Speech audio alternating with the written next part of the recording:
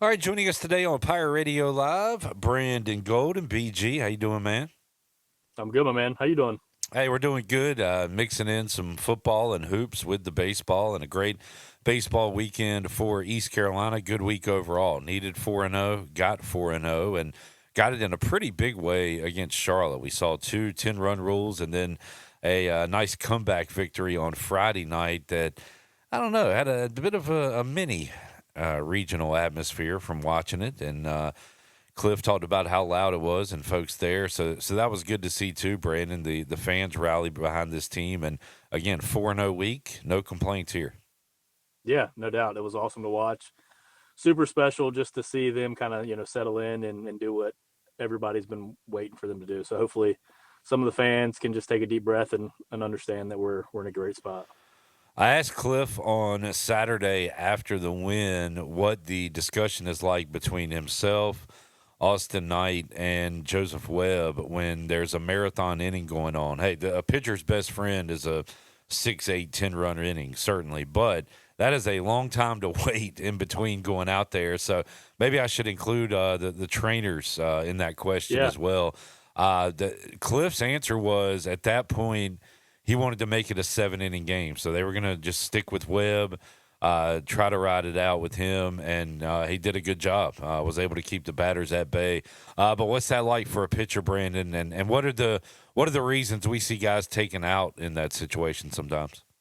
Yeah, that's a great question. I think it kind of depends on the player themselves to depending on like what you do and how you do it. Guys that you have a really close relationship with, the guys that really kind of lean towards you on what you think they should be doing. You'll give them, hey man, stand up, walk around a little bit. Right. There's certain guys that just want to be left alone. Like Max Scherzer's a great example. Like doesn't want to be talked to, doesn't want to be touched. Like you just let Max do whatever the hell he needs to do, and the other guys you can kind of have a conversation. Hey, stand up, move your arms around a little bit, and maybe do some low trap raises and get the body ready to go. To answer your question, like why do guys get pulled out? Sometimes it's a matchup thing. Sometimes it's they've been sitting too long. Sometimes it's hey, you want to save them for maybe coming on the back end of a Tuesday game or whatever the case may be. It's just sometimes an opportunity to bring in another arm who hasn't necessarily experienced that environment. So there's just it's such a multifactorial event there. From the sitting too long aspect of it, what is it? Just a guy that can't stay warm for 45 minutes in a dugout because they don't. Yeah, I It's mean, not like they get to run down to the bullpen or anything. right. I think more or less that's more like maybe on like the previous injury side of things, or like a risk if somebody's like more higher risk of maybe a flexor strain or they've come off a recent injury. You don't want them sitting too long and then kind of Yeah. going back out there. So, I mean, normally that's about the only time you would see that is if there was previous injury and they're coming back from something, and or if their pitch count's too high anyways, maybe they got 15 pitches and you're like, well, there's really no need to run them out there and kind of see what happens here. Let's just go to a new arm. Our chats, Brandon, are a great example of how long the baseball season is. Last week, we're talking about a team that got walked off twice, and like, Right. how do you respond to this? Now we're talking about a team that won four in a row and did a good job in those games of looking like they belong and looking like Yeah. a potential top 25 team. RPI now in the low 30s, I believe, coming off that sweep. So things really looking up for Pirate Baseball right now. But and another question I asked Cliff because Coach O said, "Hey, the team did a good job of just picking up where they left off Friday night." I said, Is it a continuation or is it a whole new day?" Cliff said, it's a whole new day. With baseball, Right. a new pitcher, new circumstances. So it's really tough to kind of prognosticate what this thing's going to look like because it's so volatile when it comes to results. 1,000,000%, man. You got to wake up and just be the best version of yourself every day and do what you can and go out there and give yourself the best chance to win. Well, one thing that has been consistent is your guy Chase Burns. Since we last talked, he's had two good outings, and I think gave up one run yesterday, but 5 or 6 strong innings. And you give up one run in the start, you're going to be looking good. With I know you work pretty closely with him, Brandon. Is 5 innings now? Could that extend to 6 and then 7 and then potentially 8, or is Yeah. that kind of where they want to keep him throughout the year? Yeah, I mean, I think it could. I think it all depends. Obviously, there's never a crystal ball there. I think anytime, especially nowadays, if you can get 5, 6, innings in the big leagues, you got a real chance to win the baseball game and let the guys who get paid a lot of money as well to come in on the back end and shut it down for you. So yeah, I mean he's throwing the crap out of the ball. He's doing things at a really high level with his development and just preparing his body to throw. And it really showed up yesterday. It was special to watch.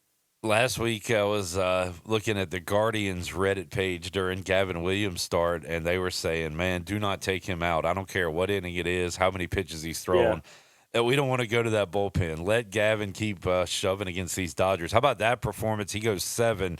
The fans wanted him to go longer, but they ended up getting the win. Guardians scored enough runs for him. I think they put up 4, and that was enough that night because Gavin looked awesome. Yeah, Gavin was absolutely unbelievable. Just watching the ball. I mean, people were texting me in the Dodgers organization and former people in the organization. They were like, "Dude, your boy looks like he's throwing BBs right now," and he was throwing the crap out of the ball and putting it where he wanted to, and just striking out some of the best hitters in the big leagues. I think you might have hit it there, putting it where he wanted to. But when Burns or Gavin is on doing what they need to do, because we're talking about the best hitters in the world, Brandon, why Mm-hmm. are they unhittable? What makes their lights out performances lights out? Yeah, it's their stuff. I mean, both of those guys have elite stuff as well. So like just the metrics that are on those pitches, the way the ball moves, the way it looks like it's coming out of the same slot. A guy can't tell if it's a wipeout slider or a 100-mile-an-hour heater from both of them. So it makes it really challenging. And then they both can throw a changeup that moves towards the arm side, and then they both have a 12-6 curveball. So it can be really tough when you're gearing up for 100 miles an hour and it's a 90-mile-an-hour changeup, a foot off the plate or vice versa. So just keeping the hitters off balance and just understanding, there's so many metrics in the game, but especially at the big league level, they know what pitch not to throw certain guys. And if you watch the game, you saw it when Burns threw that pitch to Peterson. Like he threw a pitch, and as soon as the ball touched the bat, he jumped up and down twice. Like he knew it was gone off the Yeah. bat. And that's just one of those where you want that pitch back. But again, to your point, like he pitched his ass off, and he got the team. He gave the team a chance to win, and yeah, it's pretty special. So I mean, I really think it's just their ability to manipulate the baseball and have it go where they want it to go. And yeah, it's just above or below the swing speed and above or below the barrel. Makes it tough to hit. It's amazing talking to these guys, Brandon, and asking them how many of their home runs allowed have been mistakes on their part versus good pitches that were hit out. And like we'll talk Yeah. to Josh Groves later this week, and he went down like the home runs he allowed one particular ECU season, and was like, my fault, my fault, my fault, Right. mistake, mistake, mistake. And then every now and then you'll have a tip your cap guy hits Yeah. one out of a Vladimir Guerrero senior home run where he hits one out of the strike zone or whatever. But Mm-hmm. man, it's crazy to hear that the ones they like the Chase Burns, he knew like, yep, He knew. that's me. Yep. He knew that thing was touched. We all knew. But it's one of those things like I'm watching on TV. I was like, yep, he got it. And it is like, yeah, I mean, the hitters get paid to hit too. It's really hard to hit a round ball with a round bat the way it's moving, like we just talked about. But I mean, those guys oftentimes are looking for a ball in one spot, one pitch in a certain quadrant of the zone, and if they get it, they're not going to miss it. They're again to your point, they're the best hitters in the world, so you have to get them out. They're not going to get themselves out. On that note, talked to Coach O last week. Asked him what makes when Norby's cooking, what makes him effective, Mm-hmm. and he said pitching ahead, pitching from ahead. And hey, Yep. that's easy to say. Hey, let's go up there, throw a strike, get up 0-1, but the batter's waiting for that strike. So Yep. that I guess that becomes part of the mind games too, keeping them off balance and everything. Because in a perfect world, you wanna go up there, groove a fastball, be up 0-1, but that can hurt you a lot of times.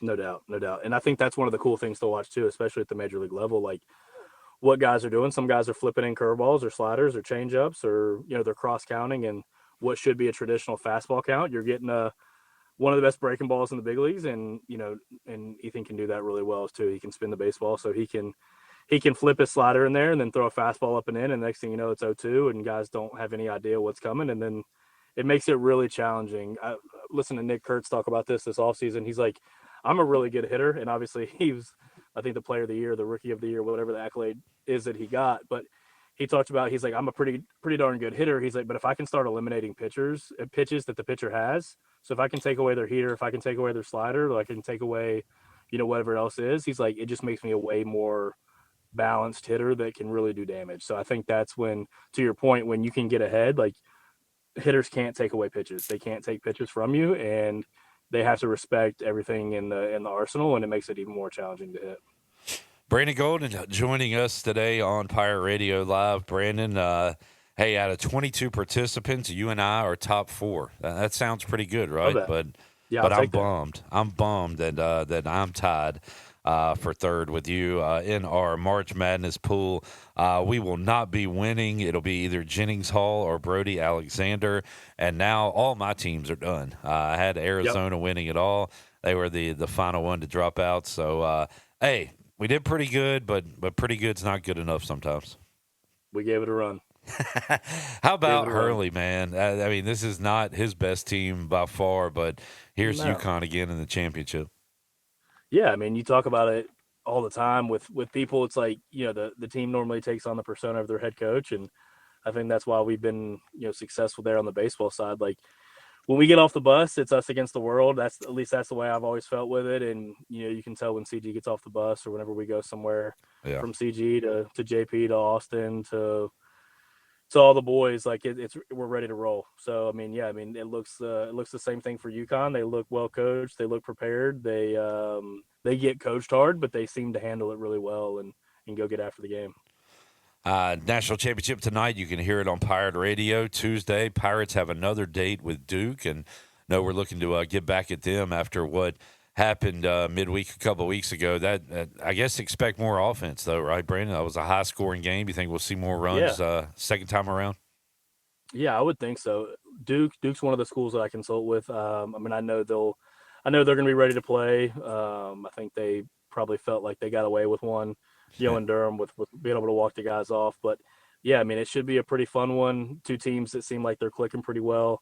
I believe Duke won the series against Louisville. I'm not sure if they swept or not, but I think they won two of those. So yeah, I mean, you got two teams playing well. It should be a fun one to watch. And Brandon, remind us again because we're throwing in a little football without at spring ball interviews today with the coordinators. Yeah. When are you meeting with the Vikings organization? I was up there this past Friday, so that Oh, was okay. really, really cool. Got to go up there and present on how I teach people to throw, more so from the movement side of things. So make sure everybody doesn't think Brandon Golden's not a throwing coach. All of a sudden, I'm not a quarterback coach. Yeah, that's not what I'm doing. But what I am doing is I'm teaching people how to get into different positions. I met with the strength staff there, all day Friday, and showed them a lot of just how I train players and how I get them into certain positions. And it couldn't have been more fun, man. It was exhilarating. I'll be at A&T spring practice tomorrow morning to do the same thing. We work with their quarterback, so we'll check that out and see how they're doing. And yeah, man, I'll continue to consult with the Vikings, I believe, for the next couple months and potentially throughout the season. So that should be pretty cool to kind of see how that goes. And Brandon, the Pirate Radio 3-point contest video has been dropped. I don't need a shooting coach. I've got the form. I do You got need that? a treadmill or something. Because the fact that I had like 7 points on the first two racks and then zero the rest of the way tells me I might have a stamina issue. So maybe you can You help me just with fell there. apart, huh? Gotcha. Yeah, we can get you going. We'll get you rolling. Maybe stamina and mental coach might help There me we out. go. But There we go. Got Blake have you ever Hardigree. done? Hey, ha- Blake Hardigree is our mental coach. Okay, I could. We'll Yeah, get him I rolling there. need to talk to Blake. Have H you done degree. anything in the basketball world at all? When I coached in college athletics, yeah, I worked with basketball everywhere I've been. Worked with the Pirates there for a little bit when they were in between strength coaches for 2 to 3 weeks. I want to say that was in maybe 2019. But yeah, worked basketball everywhere. St. John's was a really cool place to work with Oh well, basketball. They yeah. played in the Garden. We got our championship rings when we played Syracuse in basketball one year with the baseball team. So yeah, Madison Square Garden was a pretty cool place to be able to be Heck around. yeah, that's awesome. And I don't know. This is probably a whole podcast discussion here, but the differences between sports and what you're teaching, Mm-hmm. strength and training wise. Let's just go similarities for this chat though. How similar is it from basketball, baseball to football, or is it completely different? Yeah, I mean, from the generality of it, it's pretty similar. Like the joint movements, the internal rotation, the external rotation, the stability of the ankle, all that stuff. I think the way like what you need to look at as a performance coach is like, what is it that athlete's trying to do? Are they a post player who's, Wimby, for example, Right. super tall, super skinny, but needs to be on the court all the time? Like, in those situations, it's like, all right, well, the court's super hard, so probably need to have them off their feet for some of their conditioning. It's just understanding what you're trying to do, and then the execution of it is pretty simple. So the art of it all, though, is like being able to have that relationship with the head coach and have them feel like you're one of their guys, so to speak, and you're a baseball guy, or you're a basketball guy, and you really understand what it is that they're trying to put their team through, so they feel like you have their back. But yeah, I mean, a lot of it's general movement, being able to prepare them for what happens next, meaning like practice, scrimmages, the games, and then just really understanding where can you make a difference in the skill aspect of it as well. Yeah, that's awesome, man. I enjoy. I think one thing that probably is the reason you've been so successful, the personalization of it, and knowing each Yeah. athlete and what they're trying to do. I enjoy that part of it. Well, Brandon, good stuff, man. You got you said you'll be going to what, A&T tomorrow? A little football. Anything Yep. else on your docket? Nope. Just be at A&T tomorrow, and then be around here the rest of the week, getting stuff Good, rolling. good We deal. got a meeting over at the golf course on Wednesday, getting ready for our Ghost Lab golf tournament in November. So it'll be cool. Glad you brought that up. Any Masters pick for me? You'll be following that Ooh, this week. I am. I'm not ready to give a pick yet. I'll have to text you here in a little All bit right, and text see. me that. I need to take a look, but I'll text you here in a little while. So Ryder Giles a few years ago gave me a That pick. kid, It was, I want to say it was DJ in a major, but anyway, it won. probably. So he's been my golf guy ever since. We're gonna have him on Yeah, this week to talk a little yeah. Elon baseball and golf. His answer will be way better than mine. He's locked in on that more than I am. All right. Well, I still want yours though, Brandon. Thanks for I'll joining text it us, to you. man. Have a good week. Thanks, buddy. Later, Clip.